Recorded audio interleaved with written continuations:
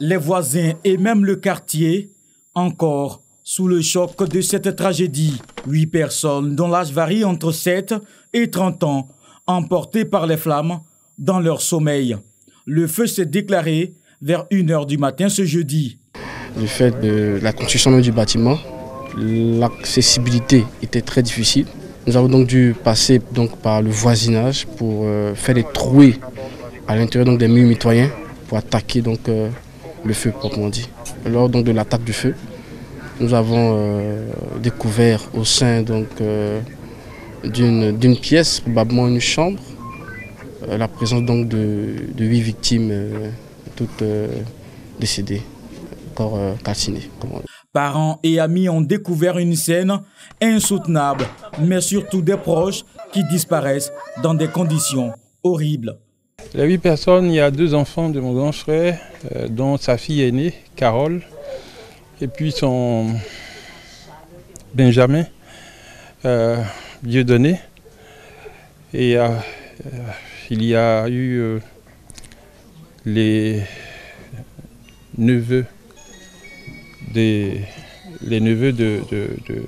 son épouse, les neveux et nièces de son épouse. Donc voilà un peu. Le préfet d'Abidjan s'est aussitôt rendu sur les lieux du sinistre pour faire le constat. Il est important que nous tirions des leçons parce que, comme vous le savez, c'est le 3e incendie d'une telle gravité seulement en quelques mois. Il y a eu Bassam avec un nombre élevé de victimes, il y a eu Boaké et aujourd'hui Yopougon. Nous avons besoin de comprendre, de tirer des leçons et de sensibiliser nos concitoyens, en tout cas ceux du département d'Abidjan, pour éviter ce genre de drame à l'avenir. Rappelons que le père de famille est décédé il y a 1 an. C'est la mère qui vivait dans la maison avec les enfants. Elle était à des obsèques quand le drame s'est produit. L'enquête ouverte permettra de dire ce qui est à l'origine du sinistre.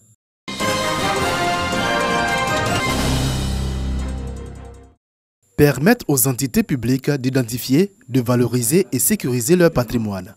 Les participants à ce séminaire apporteront au terme de 3 jours de réflexion la touche finale au mécanisme de mise en œuvre de la comptabilité des matières dans les services de l'État. La comptabilité des matières consiste donc au recensement de tous les biens de l'État et de tous ses démembrements, à savoir les institutions, les EPN, les collectivités, faire le recensement de ces biens, de suivre leur évolution.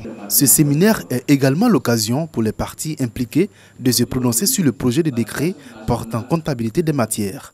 Un décret qui permettra de renforcer le cadre juridique de la Côte d'Ivoire en matière de modernisation et de renforcement de la gestion publique conformément à une directive de l'UEMOA.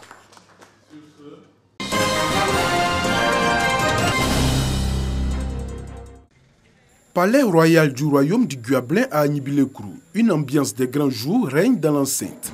Chaque année, c'est le même rituel, la célébration officielle de la fête de l'Ignam réunit dans ce palais le roi, ses notables, les différents chefs de village du royaume et certains privilégiés. Comme il est de coutume en pareille circonstance, il revient aux commiens ou prêtresses traditionnelles d'invoquer les mânes afin qu'ils acceptent les différents sacrifices.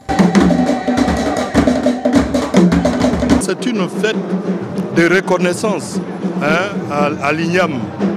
Et nous profitons de cette occasion pour rappeler à la mémoire de tous le souvenir de nos ancêtres qui nous ont précédés dans l'au-delà. Donc cela marque également le début de l'année dans notre royaume. Après la célébration officielle au Palais Royal, chaque village peut désormais célébrer ces tubercules dont les vertus nutritives ont permis à leurs ancêtres de résister aux épreuves lors de leur exode du Ghana vers la Côte d'Ivoire. C'est ainsi que le village de Tanguilan, situé à 15 km d'Agnibilé-Krou, a convié tous ses fils et filles à cette fête. Mais cette année, la célébration a été l'occasion pour la mutuelle de développement du village de sceller un jumelage avec la mutuelle de développement de Kouto, Mudesco. Parrain de cette cérémonie, le ministre de la Santé et de l'Hygiène publique, Aka Awele.